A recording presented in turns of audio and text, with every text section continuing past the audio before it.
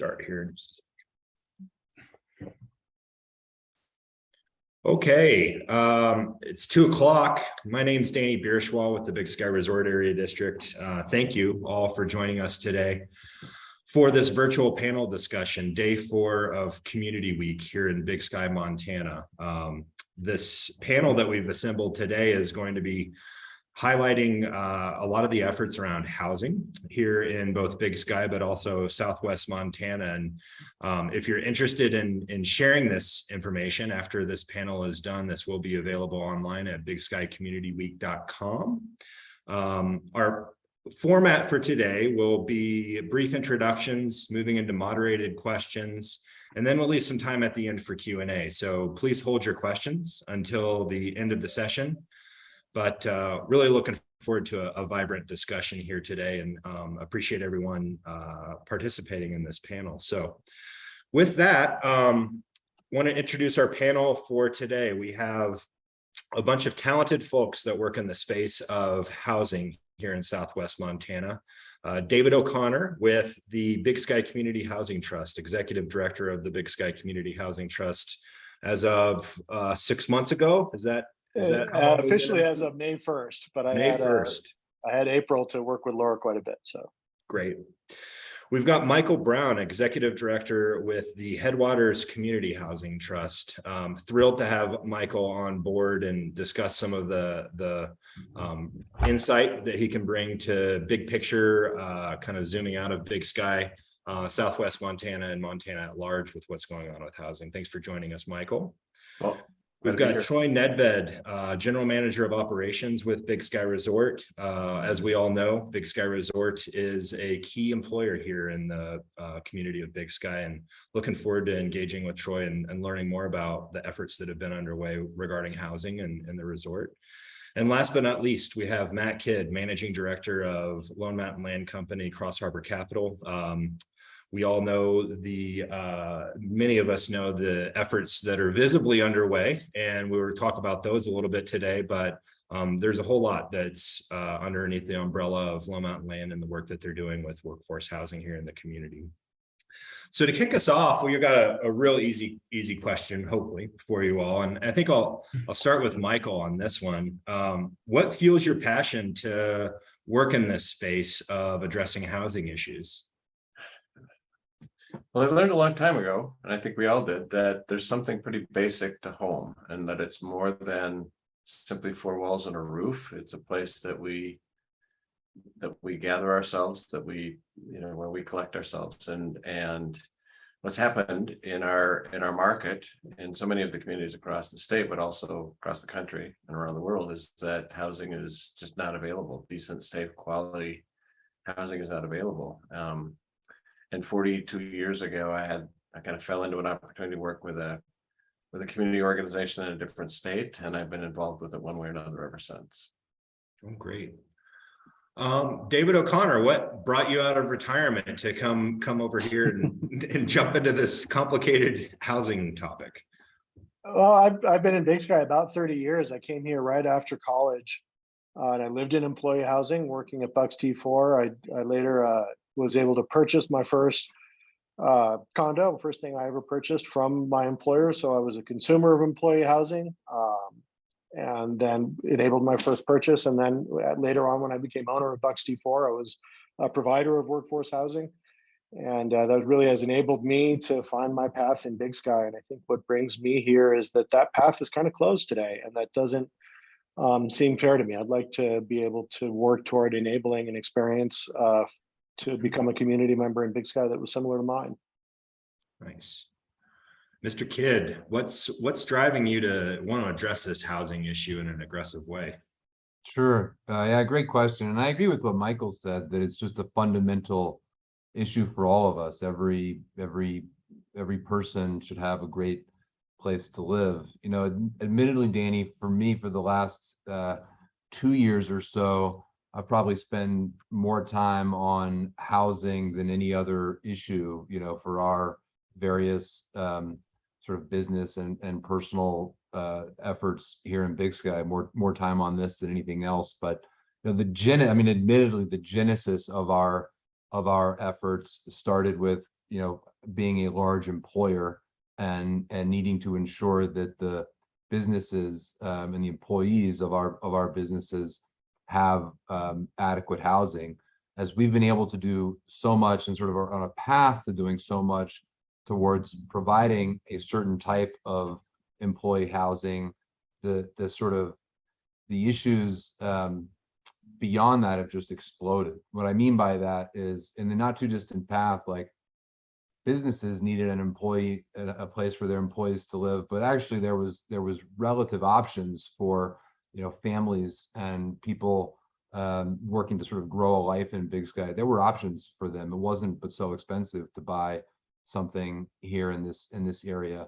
And the dynamic is almost shifted, or a shift is underway, in the sense that the employers have accepted a lot of responsibility to provide housing for sort of seasonal workforce and to an extent sort of an entry-level workforce, but it's become nearly impossible for, you know, more senior level team members, folks looking to plant roots and essentially raise a family in the area. The housing availability to them has become much more limited and much more expensive. And so our efforts today are really to try to help across that whole spectrum. Thanks. Troy, let's close out that question. What fuels your passion here for addressing the housing issue here in Big Sky? Yeah, I think the rest of the folks nailed it, and that things have changed since we all arrived at one point in time, and it was possible for us. It was never easy to make the jump, but there was a portion of it in which you could always get with some coworkers and find a rental space that was, you could call home and until your next step. And even for some of us that took a leap to raise a family here and buy something, it again was never easy, but it was within reach, and that is no longer. So we all have a responsibility within our teams to find a way to get some of that back and close the gap on some of these opportunities. It's the only way we're going to retain the best talent within our teams and make Big Sky what it needs to be. So I think we all agree this is the biggest challenge facing our community. Thanks, Troy. May I follow up on that just briefly? Because I think the other outcome of all of this is it's not only impacting human lives, but it's beginning to reshape the character of our communities. Yeah. So, and pretty quickly, people that we need to live in our communities, to work in our communities, can no longer afford to be here. And then that changes everything. And so it's both I would argue a justice issue, a fairness issue, but it's also an economic vitality issue. We've come to that point in so many of our communities. A lot of nodding of heads agreeing with that statement. Well, let's dive right into some of the specifics. David, you've got a lot of programs that have been launched in a fairly short amount of time. What, nonprofit status year and a half ago, something like that? Yeah, a little bit over a year ago. Amazing what you've been able to do in that short amount of time, and kudos to Laura Seafang for really getting those programs started. Give us a high-level overview of the programs you're working on. Sure, thanks, Danny. And as you said, I'm here to represent much of the work of others. I am relatively new to the Housing Trust, and I'm very proud of everything that's been accomplished so far. As you said, it's been in a short time. We started in 2017 under the auspices of the Human Resources Development Council in Bozeman, who's kind of the county-wide social services provider. And we embarked on a project to build townhomes that were to be marketed at below 50% of market rate to make purchasing opportunities accessible to our workforce. And so we partnered with HRDC on that and got Meadowview condos up behind the community park constructed and then sold to qualified buyers for that reduced price. And in the process of that, by the end of that project, the Housing Trust was born and kind of took over the reins from HRDC. So that was our first project. But then since then, we look at the activities of the Housing Trust as projects and programs. Projects are longer term items, things that we build or partner with the building on. And they take longer to come to fruition, but they tend to be longer lasting effects. And then our programs are things that we can do more today. So our two primary programs are the Rent Local program and Good Deeds. And the Rent Local program seeks to bridge the gap between the income that a property owner can make from putting their property on the short-term rental market versus what they can make on long-term leases. One of the drivers of the problem that we're facing in this community, as Troy said, is the greatest one we're facing, is so much of our potential long-term rental inventory is being lost to the short-term rental business model. And it's hard to argue with the fact that that generates more money. So what we seek to do is to provide funding to bridge that gap for property owners, to incentivize them to do the right thing. And we're finding most property owners really want to find a way to do that. So we have over 50 properties in the program and have housed over 200 locals in just over a year of the program's first inception. And then for a longer term solution, the Good Deeds program actually purchases the use of a property, either a property that somebody's seeking to purchase or an existing property in town. And we pay a cash payout of 10 to 15% of the property's value in exchange for the placement of a permanent deed restriction on that property that requires that property can no longer ever be in short-term rental, and that at least one person, member of the local workforce, whether a renter or owner, must live there at all times. And we've just completed our first round of funding. We have 7 properties in Big Sky now permanently deed restricted under this program. We really just started at the beginning of the summer. So we're very excited about the progress of that and look forward to— How many was that, keep David? going. Did you say that 7. number again? 7, great. 7 total. Yep. This is a program that we've copied after other communities in Colorado, for example. In Vail's up to, I think they're up to about 280 deed restricted properties throughout the community. So those are the types of goals that we're seeking with that. And then for projects, we've got a couple of projects coming out of the ground that utilize the water deal that this community worked out 3-4 years ago between resort tax, the sewer and water district. We, as a community, decided to increase resort tax by 1% to 4% total, using that additional to create to fund the construction of an expanded sewer and water treatment plant. But in exchange for that added capacity that would give to our water system, that there was a portion of that additional capacity is set aside for workforce housing. So we're utilizing some of that to partner with Lone Mountain Land in the construction of Riverview Apartments. That'll consist of 25 low-income designated apartments that are also funded with federal tax credits under a program called LIHTC, Low Income Housing Tax Credit Program.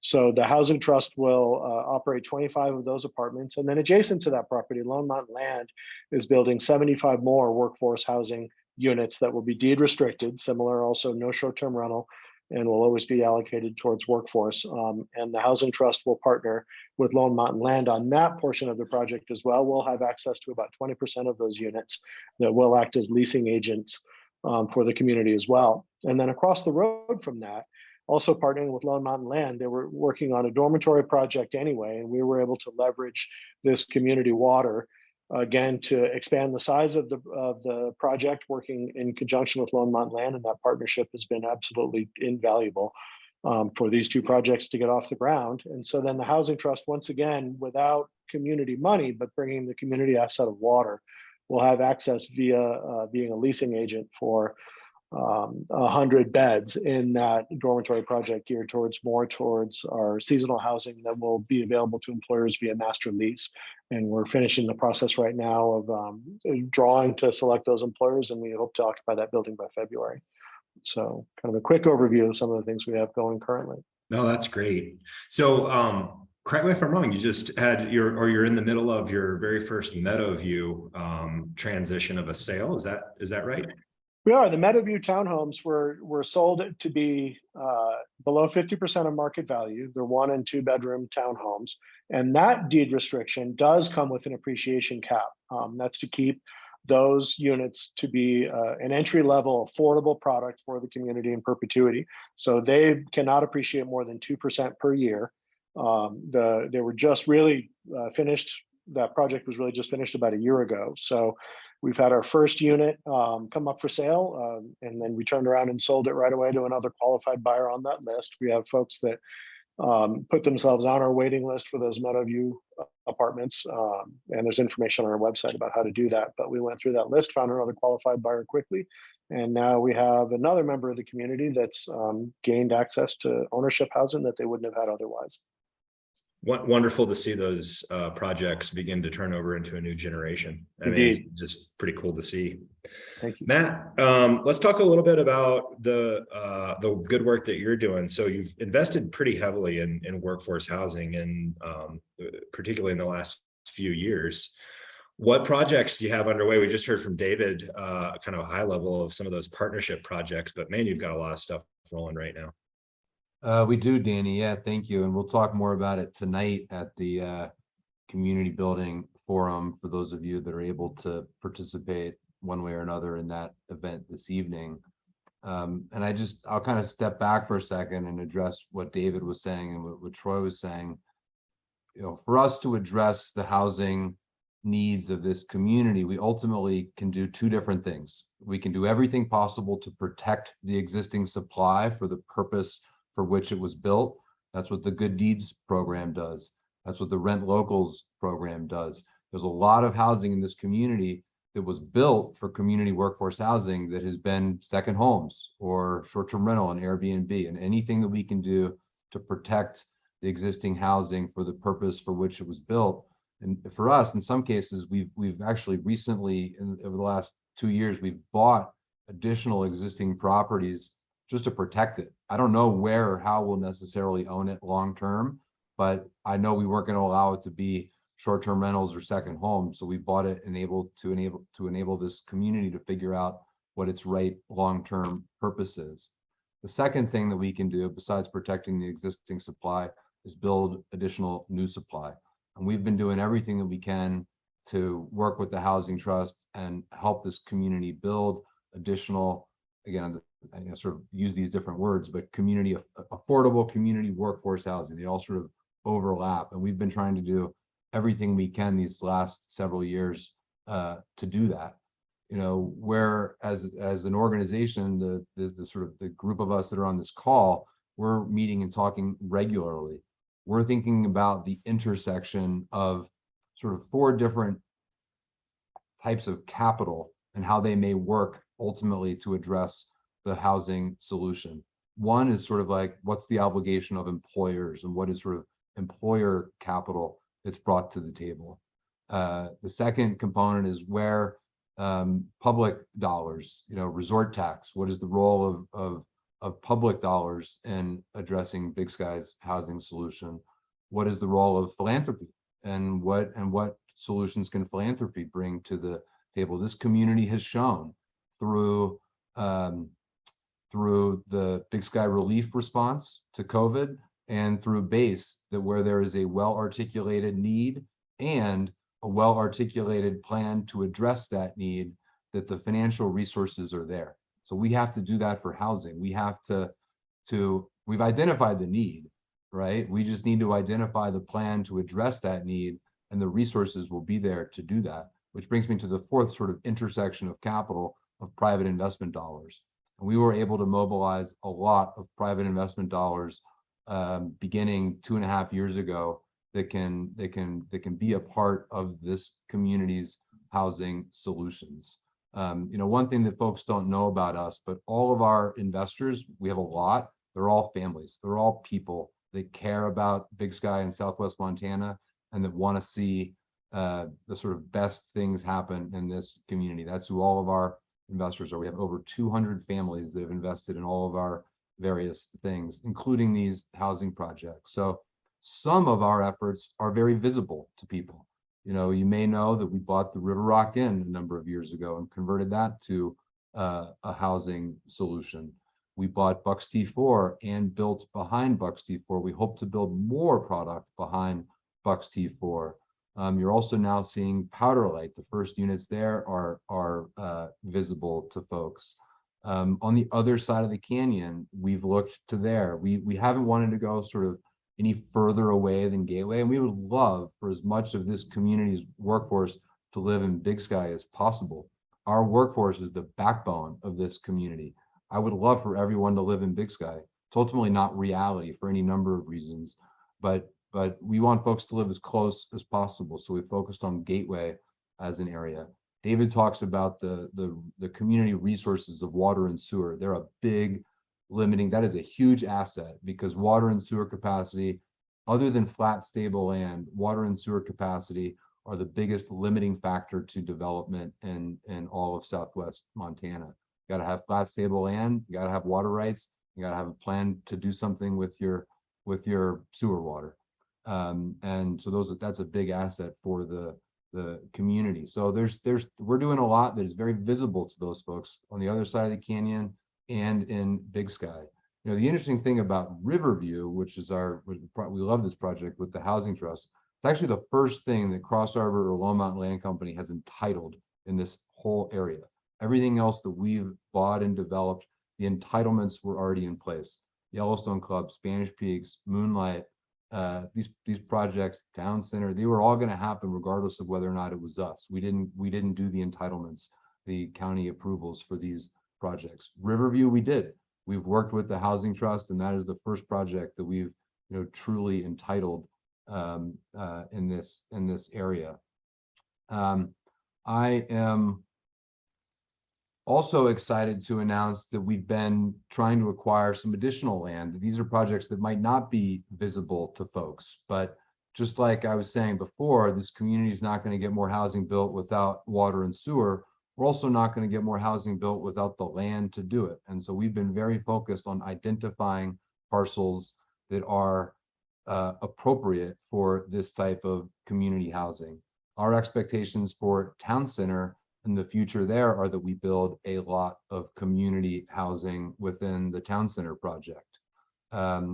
We've also been able to acquire approximately 180 acres behind the Riverview project. So the Riverview project is that skinny piece of property around the old American Bank building right there on 64. There's also 2 additional parcels that we've been able to aggregate, creating access to where we hope to do a great neighborhood of community housing in partnership with the Housing Trust. So over the next, over this coming year, we anticipate that we will be sharing more information about this project with the community. But together we have the land and we have the water and sewer capacity to do something that's truly great for the community of Big Sky. We have some other parcels as well, another parcel sort of on the edge of the South Fork neighborhood where we can build about 25 homes.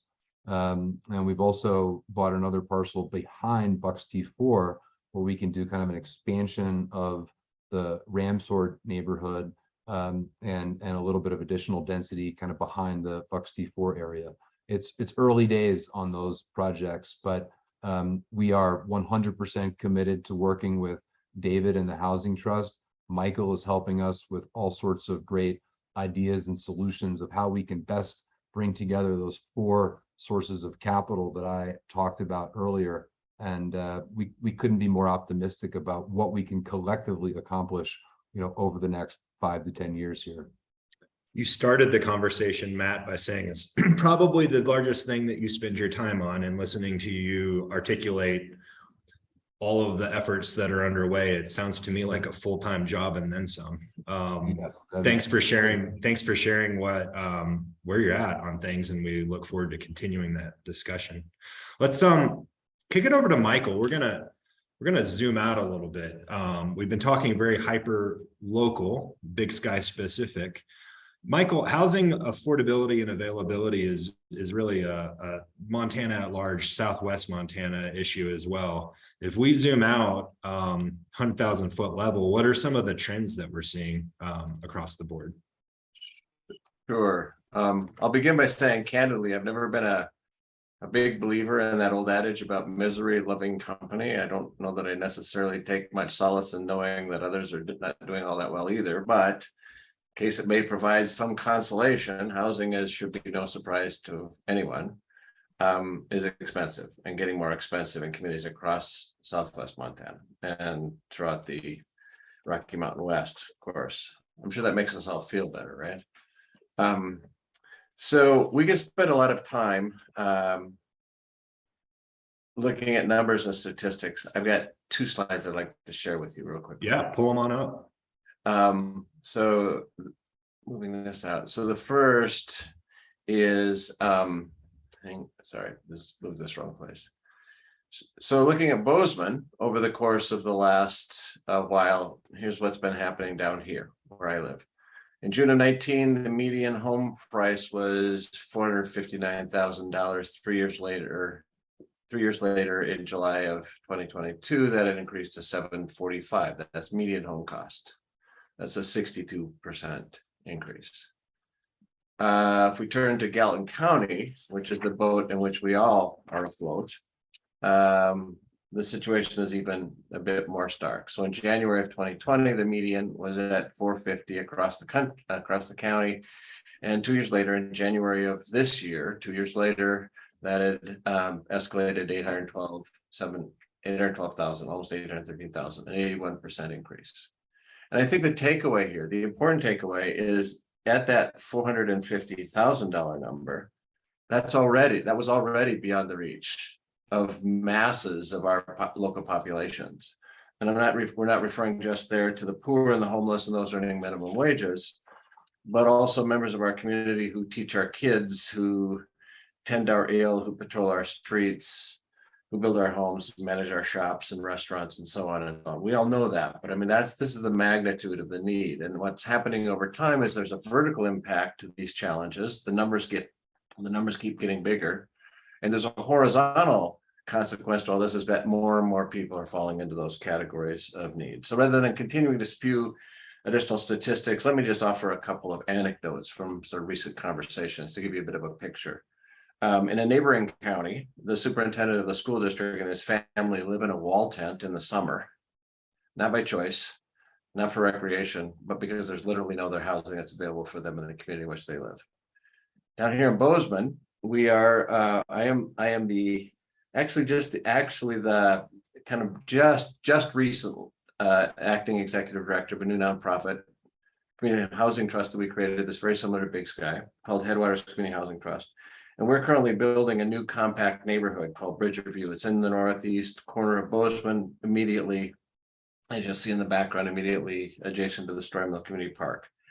We're building 62 smaller, sustainably built, incredibly energy efficient 1, 2, and 3 bedroom homes. Half of these homes are going to be sold at market rate prices, and the other 31 identical homes scattered throughout the neighborhood are priced at less than half of their market value. And our target clientele are households who earn too much to qualify for any available federal or state housing affordability assistance, which is typically and almost universally capped at 80% of median income, which is the federal definition of low income. So we're serving households with incomes higher than that, who cannot access any available affordability assistance that's out there, but still cannot come anywhere close to being able to afford to purchase a home of their own in this neighborhood. I share this with you both because we're excited about it, but in terms of context, without any advertising, there were over 1,200 households who found their way to the Bridgerview website on their own and expressed interest in more information about the below market rate homes. And then for 3 weeks in June, we opened up an entry form process for the first 11 below market rate homes, which we hope to have available for sale next month. And we had over 250 households submit entries for that. And based upon the information that we have for the next in phase 2, which are homes that we, in the second phase of this project, which we hope to sell this winter, we expect that number to be double or triple that, right? So the demand is incredible, as we all know. So I'm going to stop sharing my screen right now. Hang on just a second. Sorry, I'm back with you all. So a couple of other anecdotes. So earlier this week, I received a call from the fire chief in the Hebgen Basin Fire District in West.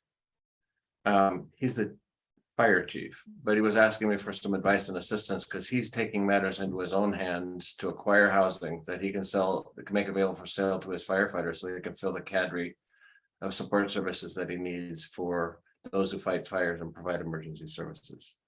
We recently had an elementary school teacher join the board of directors of Headwaters Community Housing Trust. He expressed interest because he sees the impact on housing affordability on the families of the students that go to his school. But he said, Michael, the real reason I want to be on this board is teachers. So because I get terrific teachers and they maybe last for 2 years and then they disappear because they can no longer hang by their fingernails, hoping that something's gonna come along that they can afford to go home. I spoke last week with a nurse who works at the Bozeman Hospital, who told me that their nursing staff is at 40% capacity, not by choice, but because they simply can't afford to hire nurses. They can afford to hire nurses, they can't recruit the nurses because they're not getting paid enough, even though their salary levels are high comparatively, because there's no housing that's available. And the points that are, I think that's worth just illustrating, obvious but important to note, is that only has impact for her on her staff, on the hours that she works and on the hospital, but on the potential for medical care for all of us, right? I mean, these are the sort of implications of this housing affordability.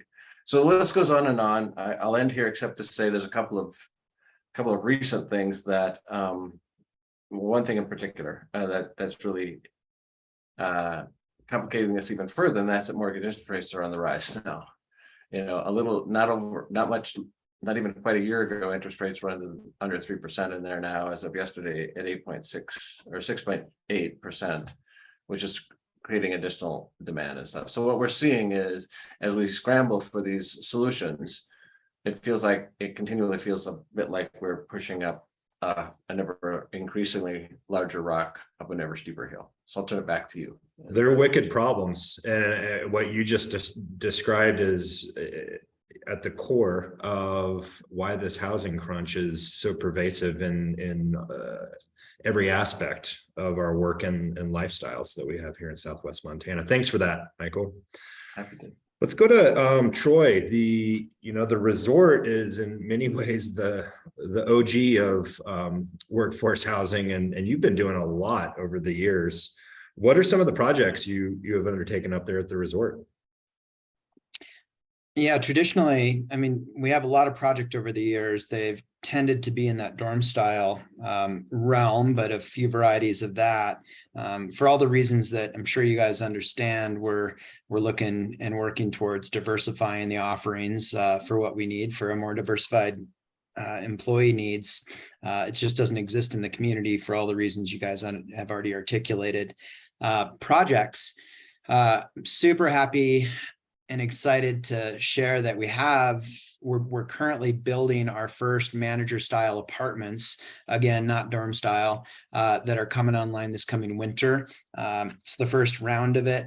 We're already in planning phase of phase 2 and 3 of that to follow for next summer, which are pretty significant moves as well. So already put deposits down on those buildings, and away we go.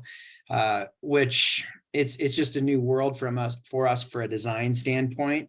And we're trying a lot of different styles of layouts, trying to appeal to different age groups, different family types, all those types of things. So a bit of these first rounds are some test zones to see what our labor force really wants and needs, what fits our team demographic. This first round is relatively small, with 36 units are in this first round, and next summer, again, phase 2 and 3 are significantly larger. Wow, that's awesome. Good to hear. Thanks for sharing. Yeah, I think that from a target standpoint, really, I'm shooting to have 1,000 Big Sky owned beds up in Big Sky for our team members for not this winter, but the following. And that's our target zone that we think is necessary to field the team that we need. And we're working hard on it and prioritizing it as high as anything else. Thanks for that, Troy. David, amazing work that our private partners here within Big Sky have underway. You've told me before, other communities are starting to look at Big Sky for how we're beginning to unpack this wicked problem. What's been your experience working collaboratively in that public-private partnership space? Sure, thanks, Danny. Essentially, what it comes down to, the Housing Trust can do nothing on its own. We own no money, we own no land. We're a nonprofit team of 3 of Becky Brocky and Caroline Rothkopf, our other able-bodied staff. But one of the reasons that we've seen success where we've seen, the main reason really is the public-private partnerships, both with public entities such as BizRad, the Resort Tax District, of course, and the Sewer and Water District, for example. But then the private partnerships with Lone Mountain Land, with Big Sky Resort, with the employment community, with the Chamber of Commerce, with other developers. There's another smaller development in the Meadow called Yellowtail that's going to be utilizing the water deal as well. So through doing some of these larger projects with Lone Mountain Land, utilizing this community water, what we're also doing is laying the groundwork for other developers to see that this can be done this way as well. That we can, try to work toward having our cake and eating it too. And instead of having to put ourselves in a position of competing for land or trying to convince builders to build one type over another, that we can arrive at the table with something to offer in the form of water or access to community-based housing that will allow market rate product to be built while at the same time community housing can be built as well. And that can only be done with the partnerships that we've had. So that's also been, you asked earlier what brought me out of retirement, and that prospect of working in that environment is something that is just really somewhat unique to Big Sky. As you said, I get calls several times a week. Today I talked to the community of Nantucket in Massachusetts and Narragansett in Rhode Island, because they find stories on the internet and so on. And that's how any of the solutions that we've done, we've picked brains of others in other communities around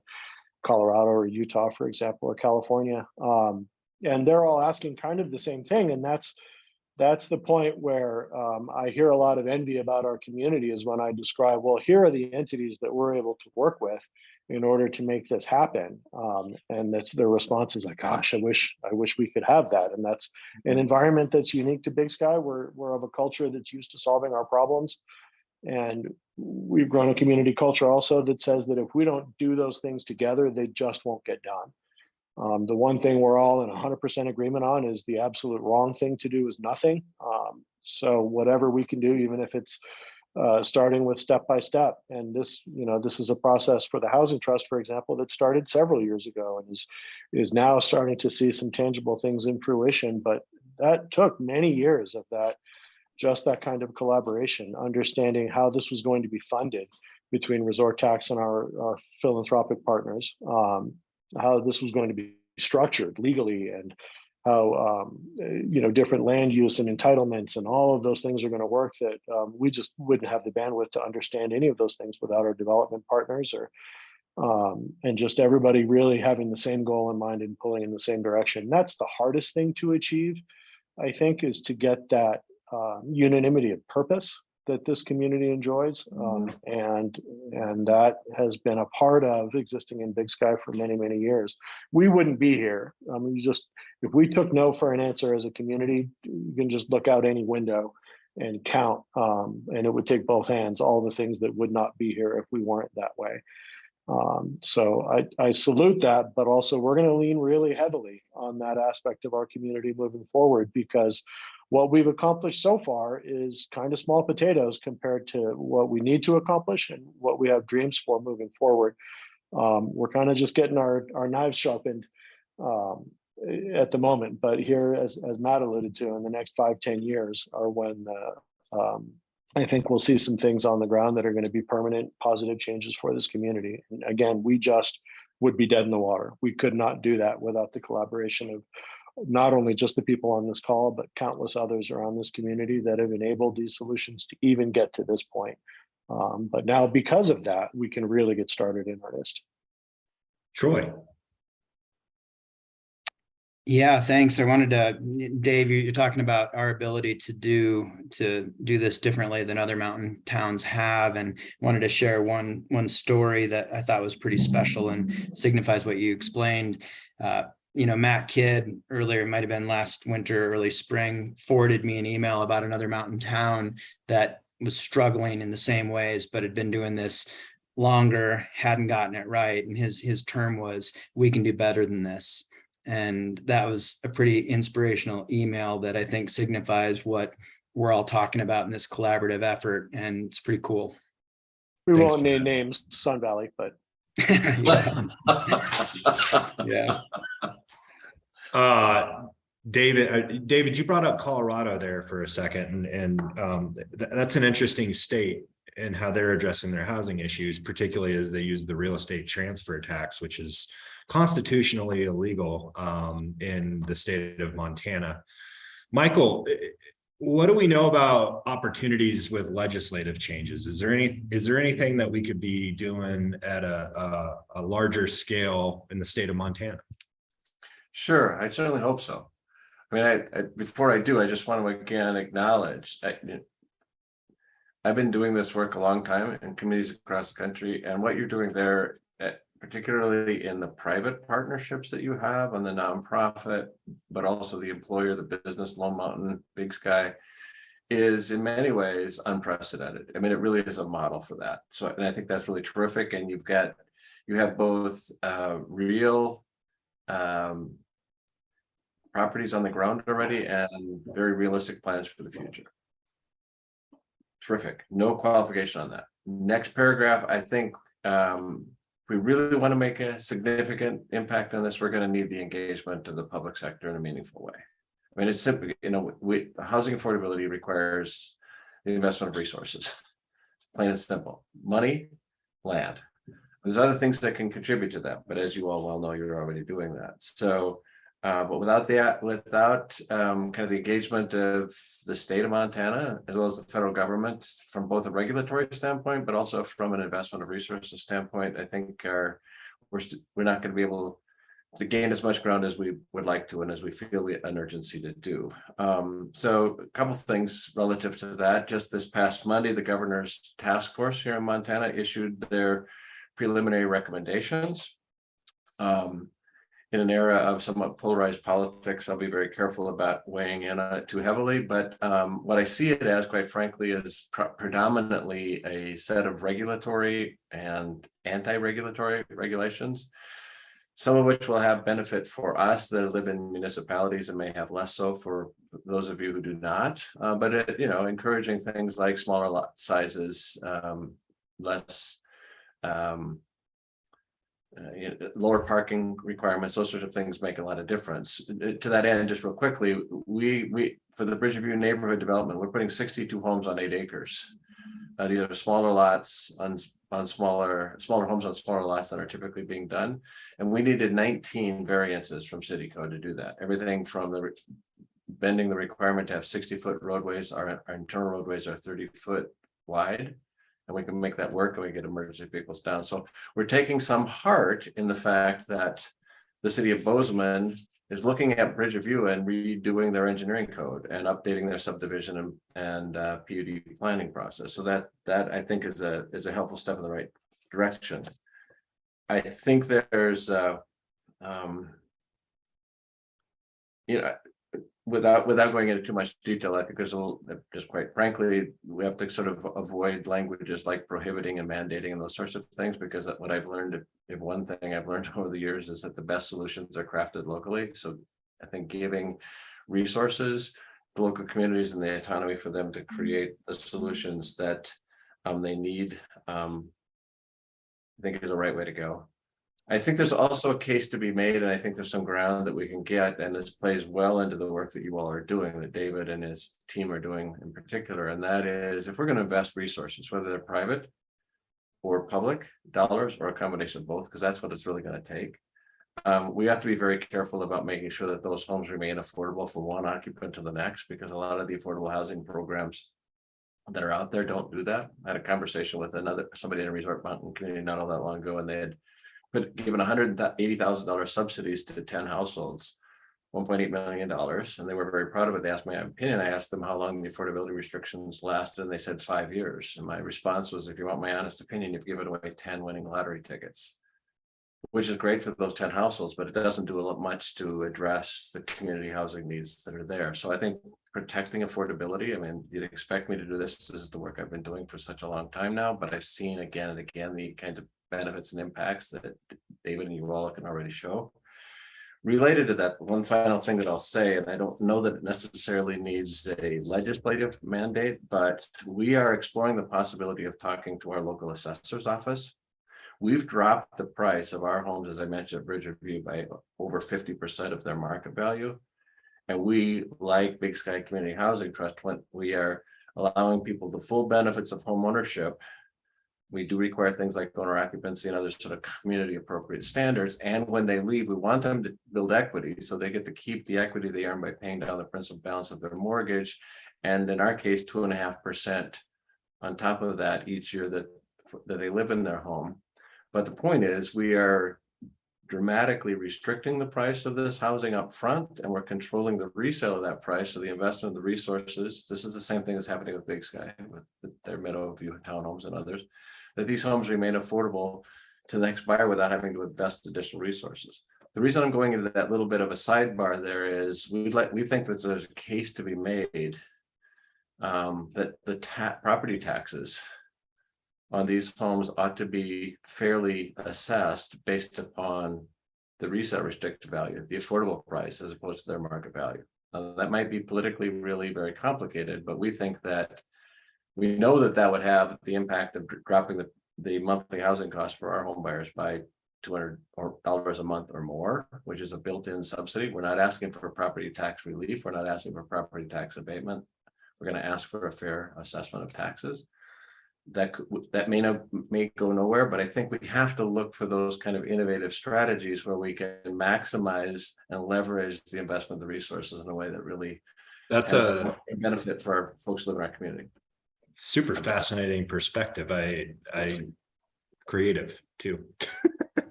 But we're gonna try, and we'll see if that has benefit for you all as well, should you go in that direction as well. We're gonna shift over into the Q&A portion. Jenny, if you want to go ahead and pull up instructions for that on the share screen. While you're doing that, I'm going to kick over one last question to Matt. So Lone Mountain Land opened up portions of its projects to employers within Big Sky. Why did y'all do that, and how can an employer learn more about that program? Sure, thanks, Danny. Well, I think there's a couple different answers to your question.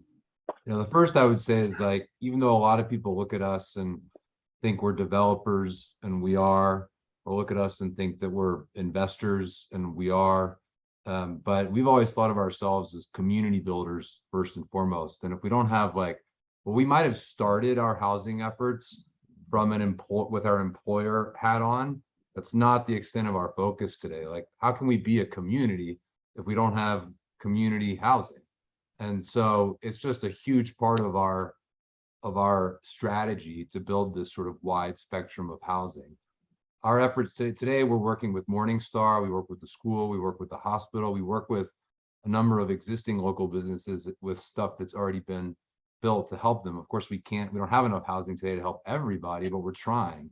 In terms of what we're building, we are trying to build essentially, another 1,200 plus units, which will approach almost 5,000 or over 4,000 bedrooms over the next 5 to 10 years.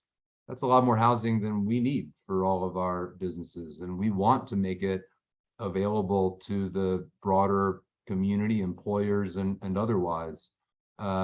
Again, it's sort of a slow process here because it's not like there's an excess housing availability today that we can just allocate to anyone. But if there's a business that or folks that are interested, you can reach out to the Housing Trust to start. You can also reach out to me directly. I have an easy email to remember. You can reach me at matt.kidd@bigsky.com. Anybody that wants can send me an email. That's pretty easy to remember. And I'll connect you with our property management team, Ben Holst, and his team. We do a great job trying to help everybody that we can with the housing needs that are out there. Thanks for that, Matt. All right, we've got some questions rolling in. Jenny, do you want to? So yeah, Take the us first one is for the panel at large. It seems like the community could greatly benefit if we had a limit to the amount of short-term rentals that are allowed. Would you support any move in that direction? I can jump in on that. Why don't you start, David?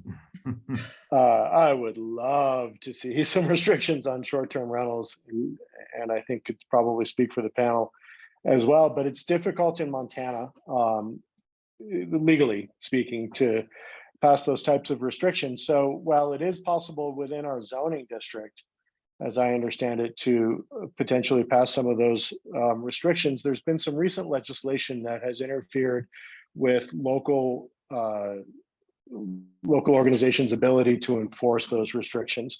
So the last session, there was a bill passed, I don't remember the name, but that restricted municipalities' ability to enforce, for example, health department restrictions. And some of this came about due to some of the political effects of COVID, but restrictions like this are caught in the balance. So Montana, also, as Danny mentioned, doesn't allow real estate transfer tax.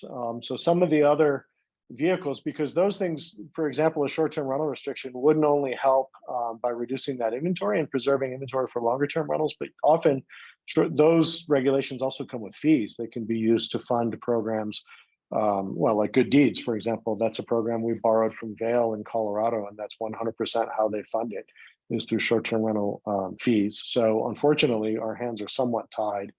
Though I would also defer to Michael to weigh in on that as far as the legislative landscape in Montana and how that affects short-term rental restrictions.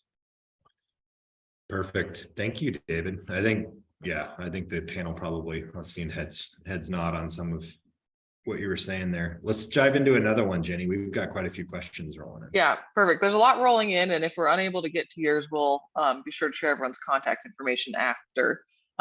David, we're going to keep you in the hot seat here. If someone participates in Good Deeds, gets a deed restricted home, lives and works in Big Sky for 20 to 30 years, and then retires, would they then have to leave? Great question. Absolutely. And no, they would not. The deed restriction has retirement written into it for that exact reason. And that's a great example also of, as we've been developing this program, some of those issues that come up as we go that we didn't necessarily think of to begin with, but that are crucial to the success of the program. So that is both for Meadowview, for example, which contains a workforce restriction, or really any of the deed restrictions we work with that include a workforce requirement also do account for retirement. This next one, we can probably start with Michael, and then David, feel free to chime in as well. Given the long-term goal of affordability and the community interest in sustainability, how are these new housing projects designing for sustainability and energy efficient construction? Well, I can't speak for others, but I can speak to the values and goals of what we're doing here in Bozeman, particularly with the Bridgeview development. We acknowledge that there's always a trade-off between quality and cost and aesthetics and all the rest of that. But we take into consideration part of the housing cost is what people pay in terms of their monthly housing costs. So the homes that we are building at Bridgeview are substantially higher energy efficiency than local code requires. They're actually net zero energy ready. We're putting in LED lighting. We're putting in Energy Star appliances, both as a way to accommodate the affordability, particularly for our below market homeowners, but also as a way to just acknowledging that we have a limited supply of resources like land and water and energy and those sorts of things. So we think we're trying to cover both of those bases, and we hope that bit serves as a bit of a model for other development here in the region. Did anyone on the panel have anything to add to that? Folks may have noticed the Powder Light projects have solar panels, and any sort of energy efficiency, things like solar panels, things like the types of sort of water faucets and whatnot, energy efficient components. We're trying to bring that into the housing solutions. And I would echo off of what Michael said, that sustainability in the realm of community housing is also a crucial piece of the preservation of affordability, because our stewardship of a project doesn't end when the deed is handed over. We still bear a responsibility to make sure that occupancy, that living there, remains affordable throughout. So we have the double benefit that being sustainable is often also being promoting affordability through lower cost of occupancy as time goes by. But there are some limiting factors in the construction process. Just some of those things also add to cost. And so it's a balance of trying to accomplish both of those goals at the same time as much as we can, but it's very much on our radar.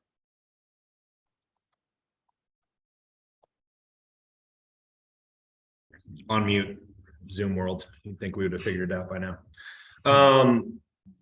Let's dive into one more of a comment than a question. I think it's really about framing workforce housing. Matt, I see you working towards hitting that up, but the suggestion is consider reframing the conversation from workforce housing to local residences. It's very othering to separate community and workforce. So I think more of a suggestion than really a question on that one. Anything the panel would like to add, just in terms of final thoughts?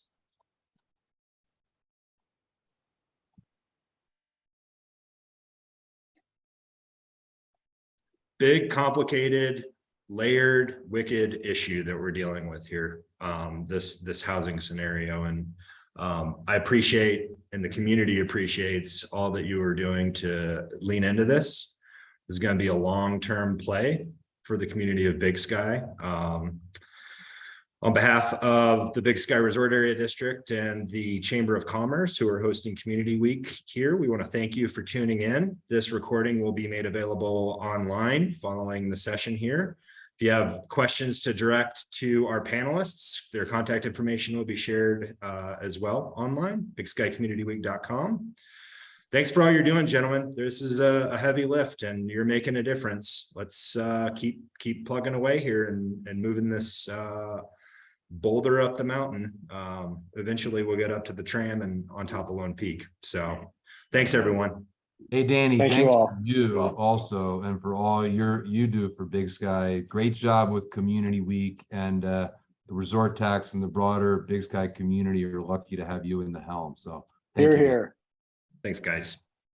Have a good one. We'll see y'all Thank you, tonight too. at the Community Building Forum. Take care. Thanks, everyone.